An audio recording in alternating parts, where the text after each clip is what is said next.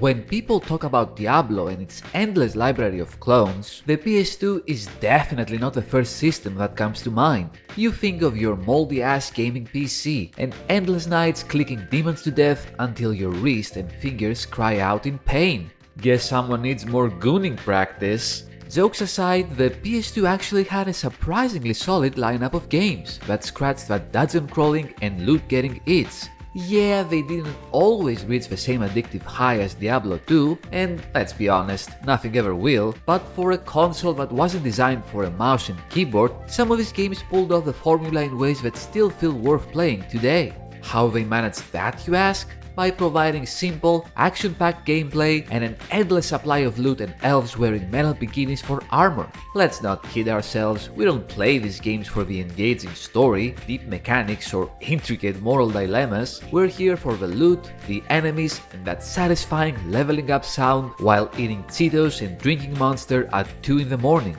Oh, where did it all go so wrong? Let's start with the granddaddy of them all, Baldur's Gate Dark Alliance. Developed by Snowblind Studios, this game was the company's first experiment into the genre, but thanks to its success, it ended up being the blueprint of console Diablo clones, ditching all those pesky rules and modifiers from the original Baldur's Gate series and instead showering you with swords, axes and spells so you can kill a historically accurate for medieval times horde of plague-ridden rats. Although they didn't reinvent the wheel, as there were other attempts in the past at creating a console-like Diablo clone such as Darkstone, what they delivered was brilliant in its simplicity. Combat was fast, fluid and intuitive. Each swing of your weapon had some real weight to it, and the animations had a level of polish you didn't expect from a PS2 game with the camera zoomed really far out as the default. The graphics at the time were mind-blowing. The lighting effects made the dungeons ominous and mysterious, and the water effects were so good they might as well have been a bullet point at the back of the box. Seriously, they didn't have to go so hard at making such good water effects. Did they have a hydration fetish or something? Anyway, the real meat of the game was the loot.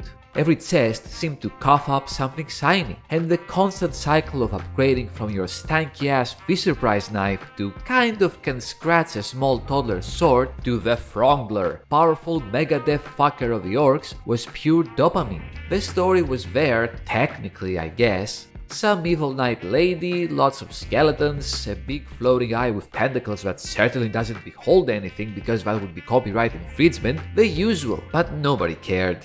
What people cared about was how perfect the game felt as a standalone single-player experience or with a buddy on the couch. Co-op in Dark Alliance is one of those experiences you just don't forget, even if your friendship didn't survive the argument over who got the better loot. I didn't have to worry about that though, as my friendship didn't survive me actually achieving my goals and not being a miserable pile of shit all the time. Yeah. Anyway, Dark Alliance still plays and looks decent thanks to that clean fantasy art style, but the inventory feels a little clunky nowadays, and the character builds are as shallow as they can be. Still, for its time, it was perfection.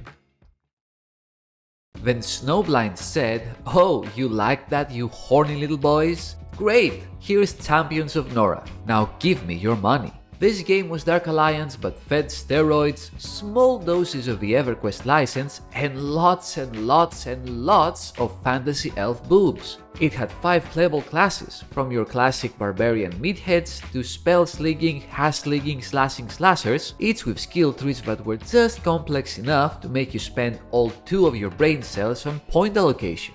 The combat had slightly more oomph to it, enemies were challenging and plentiful, and the loot, oh boy, Champions of Norath soured you with gear, as all Snowblind games did. Armor sets, rare weapons, magical trinkets, you had it all. And the environments were bigger and more detailed compared to Dark Alliance, with sprawling dungeons and overworld areas that made you feel like you were exploring a living, breathing fantasy world. It wasn't perfect, of course. The enemy AI was insanely basic, with her pathfinding sometimes breaking apart, and playing solo was a fairly standard experience, but in co-op it was legendary. Add a multi-tap and suddenly you had 4 people around the TV, screaming and beating the shit out of each other over child custody, aggro management.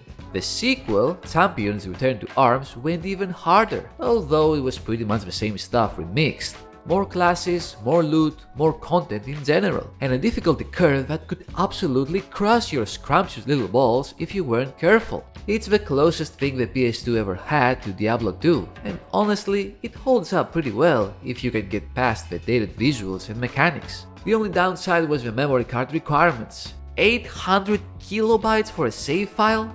Not even my brain has that much storage space in it. Kilobytes, man, data inflation is real.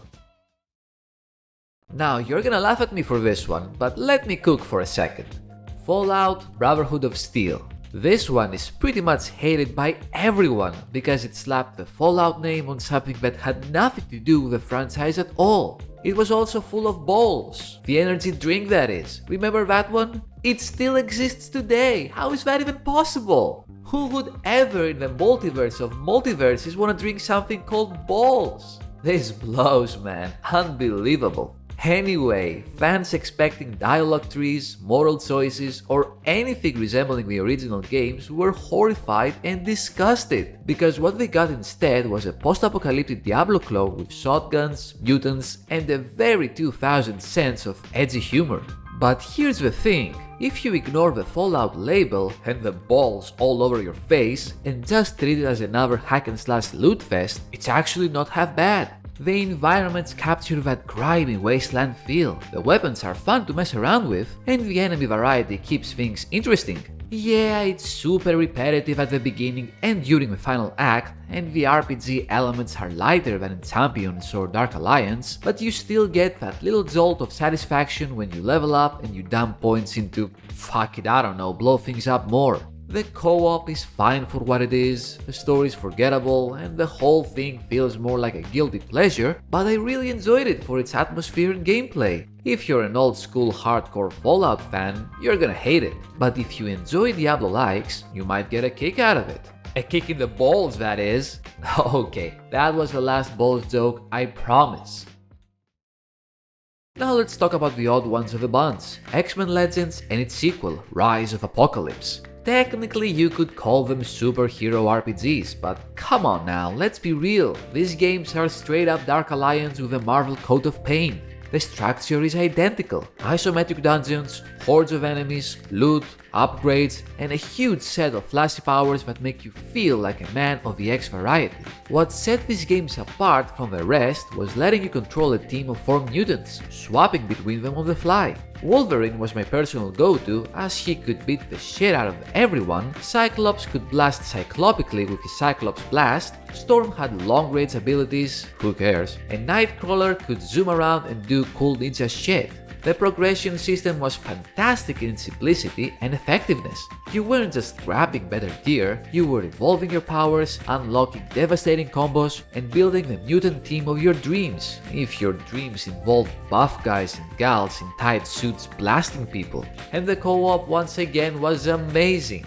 4 players, all spamming superpowers at once, was like watching a Saturday morning cartoon while suffering a caffeine overdose, and it was truly a sight to behold. The sequel cranked up the villain roster and gave you even more characters to play with, making it a Marvel fan's dream. Even though I'm more of a fantasy guy and I have severe Marvel fatigue, I really enjoyed crushing everyone as Magneto, flying around and leveling my stats automatically because I'm just that lazy. These games have aged better than most Diablo clones of the PS2 because of their beautiful comic book art style. And honestly, while I still have a soft spot for Dark Alliance and Champions of Norath, the X-Men series might still be the most fun you can have with your buddies in the living room. As far as playing video games goes, of course, I don't know what other things you do with your buddies in the living room, but I'm fine with it as long as you're having fun and not hurting anybody. When it comes to the mechanics themselves, all of these games share the same addictive loop. You start like a pathetic little baby, armed with a tiny butter knife or the mutant power of causing your opponents light migraines, then you kill a few enemies, you level up, you find progressively shinier gear, and then like the Jaws, you do it all over again. What the PS2 games did so well was simplify that loop for controllers. Instead of a keyboard covered in hotkeys, you had a handful of buttons, which forced the developers to distill the gameplay down to the essentials, like attacking with your weapon, casting a spell, drinking a potion, that sort of stuff. It sounds basic, but it worked. The focus wasn't on overwhelming you with systems, it was on making sure every fight felt satisfying. Every level up felt meaningful, and every new piece of gear felt like it could fill the hole in your soul. Graphically, they're a mixed bag, so to speak. Dark Alliance's water effects still hold up, Champions of Noraf looks generic but ambitious, Brotherhood of Steel feels like having a bunch of balls in your mouth, that was the last balls joke now, I swear, and X-Men Legends still charms with its very unique comic book aesthetic. But visuals, like the story, don't really matter in this genre. What matters is the feel. And these games had that crunchy, visceral satisfaction of mowing through hordes of enemies and watching the screen filled with loot, effects, and numbers. It's that same ooga booga caveman brain satisfaction Diablo tapped into on the PC, and the PS2 delivered it straight to your balls, your couch. So how did they age? Honestly, surprisingly well if you can handle the jank. The simplicity that made them so accessible back in 2003 also makes them timeless in a way. They don't try to be 200-hour RPG slop with a million pointless systems and progress bars, they just give you a sword, a dungeon, and a reason to keep genociding orcs and other fantasy races. Fire up Champions of Noraf today with a friend, and within 10 minutes you'll be right back in that sweet loop of chaos and high fantasy.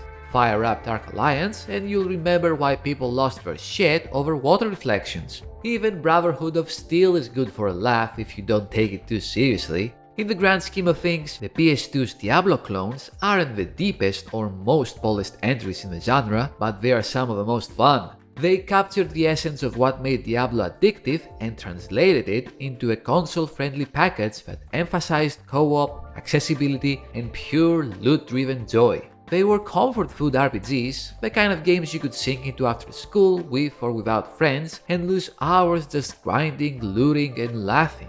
And really, that's what makes them so special. They may not be remembered as genre-defining classics, but at the end of the day, they define something else. A generation of couch co-op memories that still shine brighter than any flaming longsword. And that's all I have to say about that. Thank you very much for watching, I hope you enjoyed it. Leave a like if you did, comment your thoughts below, and subscribe for more stuff. You know how it goes. Have a great day, and until next time, take care and have fun.